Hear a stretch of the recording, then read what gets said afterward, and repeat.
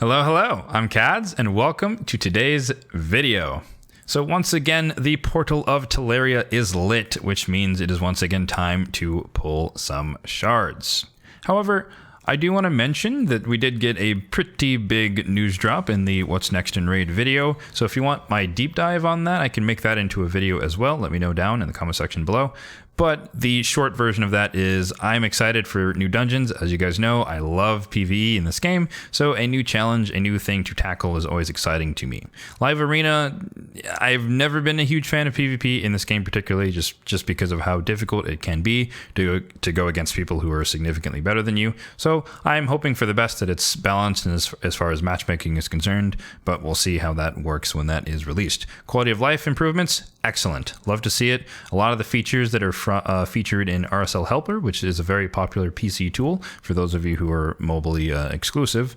A lot of those, or some of the features from that tool, are coming into Raid in the filters as well as the multi-battle things, and so that's going to be pretty cool for all of us to just have it in the game, so you don't have to have a special third-party tool, and that's the way it should be, by the way. Shout out to Farbstov and his folks working on that. And new champions are always cool. Skinwalkers look cool, the cow looks amazing, and all the other champions. So as always, they kill it in the aesthetics department, so I'm excited for anything new coming down the pipeline. But of course, our main focus here today is the 2x Ancients ending in 9 hours. I purposefully waited for the last day here, as I mentioned in my last video, to wait for the 10x to end, not because Harima is a particularly bad legendary, she's pretty decent, but I'm looking for other specific legendaries, so I want to maximize my chances of getting someone else other than her. As you can see here, I do have a stockpile of 418 Ancients, and we are going to be pulling a subset of those.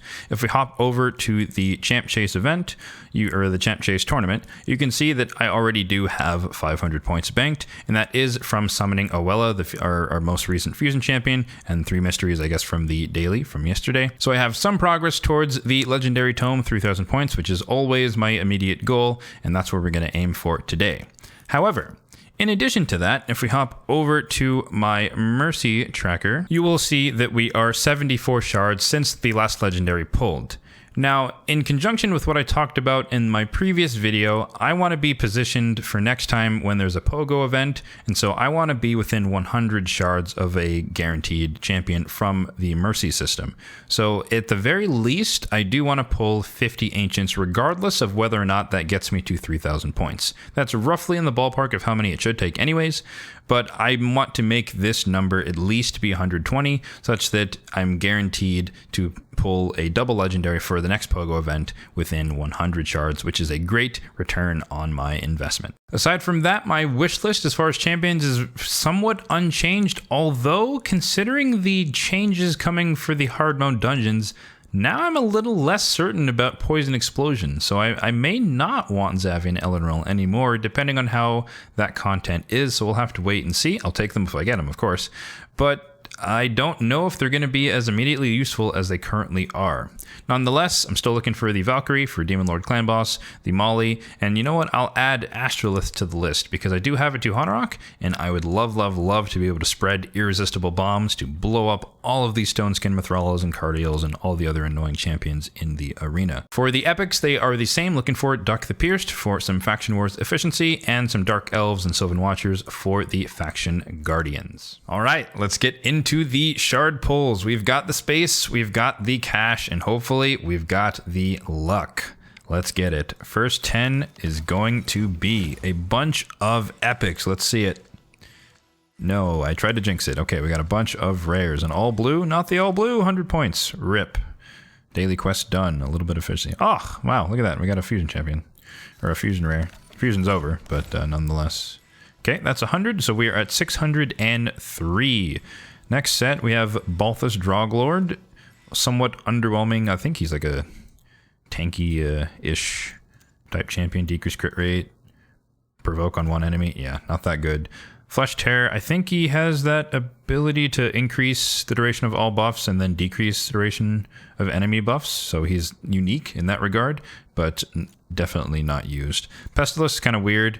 He has the Leech, and he has single target HP burn, as well as increased accuracy, increased crit damage, which is kind of a weird combination. It's like you probably want like crit rate, crit damage, and then speed and accuracy, but accuracy and crit damage. So we're now around 1,400 points, and we're 20 shards in, so we still have 30 to go.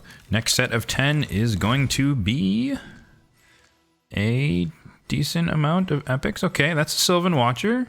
I fed, or not fed, I used all of my Orns for whichever fusion he was a part of, so I don't have him. He probably will be useful for Faction Wars. He can activate poisons on the A2. He can place them at a 75% chance AoE with poisons and poison sensitivity, and he heals based off poisons or when poisons are activated, so that can be pretty nice instead of a regen set. He got nerfed prior to his release, unfortunately. He did have like 100% chance here and a couple other things, and to be fair, he was definitely overpowered and broken, so the nerf was warranted, but I don't necessarily agree with the way they nerfed him. However, it is what it is, but he might still be decent as an AoE poisoner for the Sylvan Watchers faction crypt. 30 shards in, we are at 1,760, so let's keep it going. Number 4 on the 10 pulls here. Looking like some more rares. Ton of food this round. Alika, I think she is one of the readers. Yep, one of the librarians. And she now has the Basher ability here, where you can put enemy skills on cooldown for 2 turns. So, but she's worse because one, she takes a lot more books, and she has an affinity. Basher's Void, so he can increase cooldown on all enemies equally without weak hits. So I think she's a step down, and she takes a ton of books. So probably not worth investing in, but definitely noteworthy buff. So far, we are at 2,100 points, and this will be the 5th 10 pull. So this is the minimum required, at least for this pull session. And it is going to give a bunch of epics, hopefully, because we are kind of short on points. No, it is not. Okay, that is 2,400. Grizzled Jarl does have block debuffs, increased defense, as well as being able to place decreased attack. So we can kind of work early game, mid game, Demon Lord clan boss type of things. But other than that, he's not the most useful champion. Hit reduction on the A1 is not the most useful debuff. 2,400, next 10 pull, here we go. The goal again is 3,000 points. So hopefully if we get 2 epics, we're basically there. Or we get 0 epics. And it looks like I'm gonna have to make some space, so I'll be right back. Okay, we have 30 more spaces. Just chucked a bunch of stuff into the vault, and hopefully we can get another 500 points in 30 shards. So let's keep going. Next 10 pull. 2 epics, and we are done. Or legendary, hey, we'll take that too. But we just need 2 epics. Do not give me the all blues. Not again. Oh man, we are just rolling in the bad RNG today. Well, this is proof that even the most stingiest of shard pullers can definitely get some bad RNG every once in a while. So we're at 2,600. So this could still make it with 1. Oh, legendary. Oh, Altan. That's not amazing. Okay. Well, we did get Hope as well. Can extend the duration of buffs on a 4-turn cooldown, so he's not as good. Tomoe can put counterattack on herself, increase crit rate, increase crit damage, decrease attack AoE, and she can still buffs on the A1. Altan, kind of an old school Demon Lord clan boss champion, only has 2 abilities, decrease attack on the A1, relatively high chance to land, and this ability that can place increased defense on your entire team. Not the most exciting, and I guess my plans are kind of thwarted. One, that took a lot more shards than I intended. However, I did also just reset my Mercy, so my plans for the Pogo goes completely out the window. Nonetheless, the legendary tome is obtained. Well, given the legendary, we most certainly overshot the legendary tome, and yeah, 3,700 points, but we can claim all of these stuff. And hey, well, we got a legendary at least. Mercy is reset, so like I said, my plans are out the window as far as the Pogo is concerned. But I guess now we're in a slightly better position for a guaranteed event, if that's coming around the corner, because now, if I do get unlucky during that pull as well, assuming I actually want the guaranteed champion, but if I get unlucky there as well and I don't get something else along the way, then we're right back to basically where I was before Altan, as far as depth into the Mercy system. And of course, as is tradition around here, we are also going to summon some Mortal Soulstones. So I've got a batch of 20 here, and as you can see, I did switch my strategy to kind of just hoarding the immortal soul coins for now until I come up with something better to do. And I've just kind of been looking at my champions who are awakened and deciding who I want to take a bit higher in terms of ascension. But as I don't really have a ton of the highest tier because I don't yet farm stage 15, I might not be able to get to levels 5 and 6. So I'll kind of have to play back and forth between how many immortal soul essence I want to actually buy. So anyways, let's get into the 2 10 pops we have for today. As always, I do expect a ton of rares. Filja, that's noticeable. Madame Ceres, 3-star, that's good.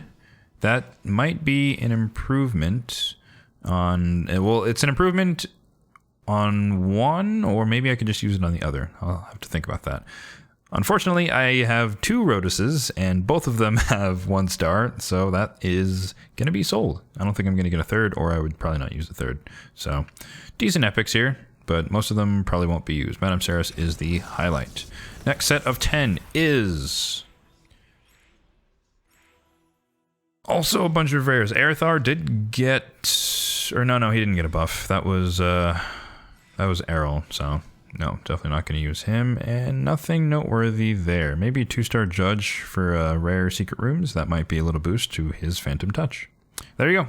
Those are the 20 soul stones for this shard weekend. Alrighty, so there you have it for this 2x Ancients weekends. That ended up costing me a bit more Ancient Shards than I intended to pull, but only 80. So we still have 338 remaining, so which is still a hefty chunk, and I'm more than prepared for whatever they throw at us in terms of a guaranteed champion. As I mentioned, I'm now way more prepared for a guaranteed event from Ancient Shards, more so than a POGO event, because now I'm ridiculously far from Mercy, so we'll play that by ear depending on the events coming down the pipeline in the near future. As always, if you enjoyed this video, then be sure to hit that like button down below, as well as subscribe to the channel for more content like this.